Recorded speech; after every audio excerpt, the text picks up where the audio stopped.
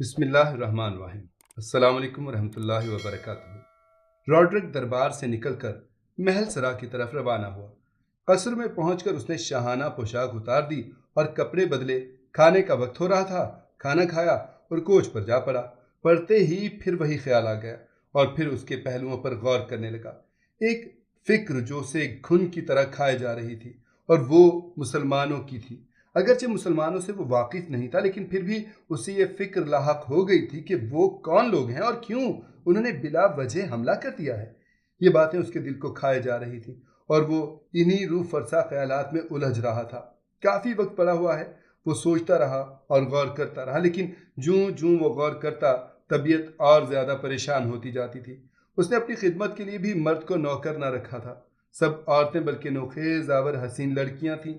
جب وہ اپنے خیالات میں مستغرق تھا تو خادمائیں ریشمی پوشاکیں پہنے پرا باندھے سامنے مؤدب کھڑی تھیں۔ جب بادشاہ کئی گھنٹے گزر جانے کے بعد بھی ان کی طرف متوجہ نہ ہوا تو ان میں سے ایک شوخ نے گلا کھنکھارا۔ اس کے کھنکھارتے ہی بادشاہ کا سلسلہ تخیلات ٹوٹ گیا اور اس نے نگاہ اٹھا کر ان کی طرف دیکھا۔ لڑکیاں اس کی طرف پہلے ہی سے دیکھ رہی تھی۔ اس نے کہا، تم سب یہاں کھڑی ہو؟ ایک لڑکی نے کہا، جی ہاں۔ راڈرک، کب سے؟ لڑکی، جب سے حضور خیالات کی دنیا میں پہنچے ہیں۔ راڈرک، ہاں، آج طبیعت کچھ پریشان سی ہے۔ یہ لڑکی بادشاہ کے کچھ منہ چڑھی تھی۔ اس نے مسکرا کر کہا، فلوریڈا یاد آ رہی ہے حضور کو؟ ناظرین، آپ جان گئے ہوں گے کہ فلوریڈا کانٹ جولین کی لڑکی تھی جس کا دامن عصمت راڈرک نے چاک کر دیا تھا اور اس کا والد اس کی والدہ کی علالت کا بہانہ کر کے لے گیا تھا اور اب تک واپس نہیں بھیجا۔ نامعلوم اب اس کی والدہ کا کیا حال ہے۔ راڈرک سنبھل کر بیٹھ گیا۔ لڑکی، حضور میں نے تو سنا ہے کہ یہ سب بہانہ تھا۔ راڈرک نے حیرت سے اس کی طرف دیکھ کر کہا، بہانہ؟ کیسے معلوم ہوا تجھے؟ لڑکی، فلورینڈا کی دایا بعد میں گئی ہے، اس نے راہیل سے کہا تھا۔ راڈرک، راہیل کون؟ کیا وہی لڑکی جو کئی روز سے غائب ہے؟ لڑکی، جی ہاں۔ راڈرک، اور راہیل نے یہ بات کس سے کہی تھی؟ لڑکی، جس روز وہ غائب ہوئی اسی روز اس نے مجھے یہ بات کہی تھی۔ میں اس فکر میں رہی کہ راہیل مل جائے تو اسے حضور کے سامنے پیش کر کے یہ بات کہوں، لیکن اب جب کہ اس کے آنے کی کوئی توقع نہیں ہے تو میں نہیں عرض کرتی۔ راڈرک، مگر اس نے بہانہ کیوں بنایا؟ لڑکی، دایا کہتی تھی کہ فلورینڈا نے سارا واقعہ اپنے باپ کو لکھ کر یہ استدعا کی تھی کہ وہ آ کر اسے لے جائے، چنانچہ وہ آیا اور بہانہ بنا کر اپنی لڑکی کو لے گیا۔ راڈرک کو بہت حیرت ہوئی اور حیرت کے ساتھ غصہ اور افسوس بھی ہوا۔ وہ کچھ کہنے ہی والا تھا کہ ایک لڑکی اندر داخل ہوئی اور چند قدم بڑھ کر سر جھکا کر کھڑی ہو گئی۔ راڈرک نے اس کی طرف دیکھ کر کہا، کیا ہے؟ لڑکی نے ایک مراسلہ پیش کرتے ہوئے کہا، حضور، قصر کے محافظ سپاہیوں کے افسر نے یہ مراسلہ دیا ہے۔ راڈرک، لاؤ۔ لڑکی نے بڑھ کر مراسلہ دیا۔ راڈرک نے کھولا اور جلدی سے نیچے فرسیندا کا نام دیکھا۔ نیچے کانٹ جولین کا نام لکھا ہوا تھا۔ راڈرک نے بغیر مراسلے کا مضمون پڑھے کسی قدر خوش ہو کر کہا، تیرا خیال غلط نکلا۔ دیکھ، یہ جولین کا مراسلہ آیا ہے۔ شاید فلورینڈا کی والدہ ابھی اس نے پڑھنا شروع ہی کیا تھا۔ لکھا تھا، او مغرور سہکار بادشاہ، تو نے میری بیٹی کی عصمت تاراج کر کے خاندان گاٹھ کی توہین کی ہے۔ ہوشیار ہو جا کہ میں نے تجھ سے انتقام لیے بغیر چین نہیں لینا اور اس وقت تک دم نہیں لوں گا کہ جب تک تیرے قصر حکومت کو گرا نہ دوں اور تجھے عدم آباد نہ پہنچا دوں۔ جب میں فلورینڈا کو واپس لایا تھا اس سے چلتے وقت خاص قسم کے شکاری بازوں کی فرمائش کی تھی۔ میں تیری خواہش پوری کرنے کے لیے ایسے باز لایا ہوں جو تیری رعایا، فوج اور تیرا بھیجا تک کھا جائیں گے۔ بتا دوں کہ وہ شکاری باز کون ہیں؟ وہ شیران اسلام ہیں۔ وہ شیران اسلام کے جس ملک میں ان کے قدم گئے انہوں نے اسے فتح کیے بغیر نہ چھوڑا۔ وہ جزیرہ سب سے آگے بڑھ رہے ہیں اور تیرے سپہ سالار تدمیر کو شکست دے چکے ہیں۔ سنبھل جا کیونکہ تیری سیاہکاری کا انجام قریب ہے۔ Can't Julian. راڈرک اس مراسلے کو پڑھتا جاتا تھا اور اس کا چہرہ غصے سے سرخ ہوتا جاتا تھا۔ اس نے سب کچھ پڑھ کر اس لڑکی سے جو مراسلہ لائی تھی پوچھا، اس افسر کو لاؤ جو یہ مراسلہ لایا ہے۔ لڑکی چلی گئی۔ بادشاہ فرتے غیظ و غضب سے اپنے ہونٹ کاٹنے لگا۔ تمام لڑکیاں اس کی یہ کیفیت دیکھ کر دم بخود ہو کر رہ گئیں اور کسی کو کچھ دریافت کرنے کی جرت نہ ہوئی۔ تھوڑی دیر میں ایک شخص فوجی لباس پہنے حاضر ہوا۔ اس نے زمین پر گر کر سلام کیا اور جب اٹھا تو راڈرک نے دریافت کیا، کیا تم جانتے ہو یہ مراسلہ کس کا ہے؟ افسر، نہیں۔ راڈرک، کون لایا تھا اسے؟ افسر ایک سوال، رॉड्रिक کتنی دیر ہوئی ہے جب وہ مراسلہ تم کو دے کر گیا تھا؟ افسر بہت دیر ہوئی ہے۔ رॉड्रिक تم نے فوراً کیوں نہ پیش کیا؟ افسر مجھے بتایا گیا تھا کہ عالم پناہ آرام گاہ میں ہے۔ رॉड्रिक اس وقت اس نے جواب کے متعلق کچھ نہیں کہا؟ افسر نہیں حضور، وہ عجلت میں تھا، مراسلہ دیتے ہی چلا گیا۔ رॉड्रिक ضرور چلا گیا ہوگا، مردود۔ اچھا تم جاؤ۔ افسر چلا گیا۔ رॉड्रिक کو اب ایک اور فکر لاحق ہو گئی تھی، گویا اب وہ اسیر پریشانی ہو کر رہ گیا۔ وہ اسی الجھن میں تھا کہ چند اور مہوشین داخل ہوئیں اور انہوں نے دل ربانہ انداز میں سر جھکا لیے۔ رॉड्रिक نے استفسار کیا، کیا ہے؟ ان میں سے ایک نے کہا، اہلیہ حضرت ملکہ تشریف لا رہی ہیں۔ رॉड्रिक یہ سن کر اور بھی پریشان ہو گیا اور مراسلہ دیکھنے لگا جو ابھی ابھی آیا تھا۔ وہ اسے تلاش کر رہا تھا تاکہ اسے چھپا دے، لیکن چونکہ اس کے حواس منتشر ہو گئے تھے اس لیے اسے نہ ملا۔ فوراً ہی ملکہ آ گئی اور وہ اس کے استقبال کے لیے کھڑا ہو گیا۔ ملکہ نو عمر تھی، زیادہ سے زیادہ 20 سال کی عمر تھی۔ اس کے گلے میں ایک توق تھا جس میں بیش قیمت موتی اور لال جڑے ہوئے تھے، وہ چمک رہا تھا اور اس کی چمک سے اس کا چہرہ خیرہ ہو رہا تھا۔ اس ملکہ کا نام نائلہ تھا۔ دنیا بھر میں اس کے حسن کی مثال نہیں تھی اور اس کی بے مثال توق کی شہرت تھی۔ رॉड्रिक نے بڑھ کر پیار کیا اور اس کا ہاتھ اپنے ہاتھوں میں لے لیا اور اس کے بعد دونوں کرسیوں پر بیٹھ گئے۔ اتفاق سے نائلہ کی نظر اسی مراسلے پر پڑ گئی جو کوچ پر رکھا تھا۔ یہ وہی مراسلہ تھا جسے چھپانے کے لیے رॉड्रिक نے تلاش کیا تھا اور باوجود ڈھونڈنے کے نہ ملا تھا۔ نائلہ نے کہا، یہ کس کا مراسلہ ہے؟ یہ سنتے ہی رॉड्riक کا رنگ فخ ہو گیا اور وہ کچھ جواب نہ دے سکا۔ نائلہ اسے دیکھنے کے لیے اٹھی۔ رॉड्riक گھبرا گیا اور اس نے کہا، رہنے دیجیے، یہ مراسلہ آپ کے دیکھنے کا نہیں ہے۔ نائلہ نے ضد کرتے ہوئے کہا، میں تو ضرور دیکھوں گی۔ اس کے کہنے کے ساتھ ہی اس نے بڑھ کر وہ مراسلہ اٹھا لیا۔ رॉड्riक شرم و خوف بھری نگاہوں سے نائلہ کو دیکھنے لگا۔ نائلہ نے مراسلہ کھولا۔ وہ ابھی اسے پڑھنے بھی نہ پائی تھی کہ رॉड्riک نے لجاجت آمیز انداز میں کہا، میری زوجہ تم اسے نہ پڑھو۔ انسان کی یہ فطرت ہے کہ جس چیز سے منع کرو اس کو ضرور ہی کرے گا، لہٰذا نائلہ کو جتنا رॉड्riک منع کرتا تھا اتنا ہی اسے اس کے دیکھنے کا شوق بڑھ رہا تھا۔ نائلہ نے سنا ہوا تھا کہ رॉड्riک حوث پرست بدکار ہے، لیکن ابھی تک اسے اس کی نسبت تصدیق نہیں ہوئی تھی۔ رॉड्riک نائلہ سے اس لیے بھی ڈرتا تھا کہ پادریوں کی جماعت اس کی پشت پر تھی۔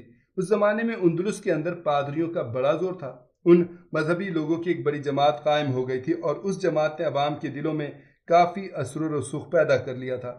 بادشاہ کے احکام کی ان کے سامنے کوئی وقت نہیں تھی۔ رॉड्riک سے پہلے اندلس کا بادشاہ جنڈرا تھا۔ وہ خاندان گات سے تھا۔ گات ان مشہور وحشی قوموں میں سے ایک قوم تھی جنہوں نے روما کی زبردست سلطنت کو تخت و تاراج کر دیا تھا۔ گاٹ ایک ایشیائی قوم تھی جس کی دو شاخیں ہو گئی تھیں، ایک اسٹروگات مشرقی گات، یہ ابطالیہ پر مسلط ہو گئی، اور دوسری ویزی گات مغربی گات جو اندلس پر حکمران ہو گئی تھی۔ شاہ ڈینڈرا ویزی گات سے تھا۔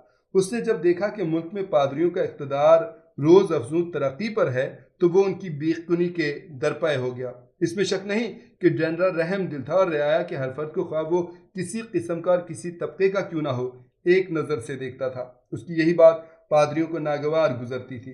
اندلس میں یہودی اور عیسائی دو قومیں آباد تھیں۔ پادری یہودیوں کو مقہور و ذلیل کرتے تھے۔ ڈینڈرا کو ان کی یہ بات بری معلوم ہوتی تھی اور وہ مظلوم یہودیوں کی طرفداری کر جاتا تھا۔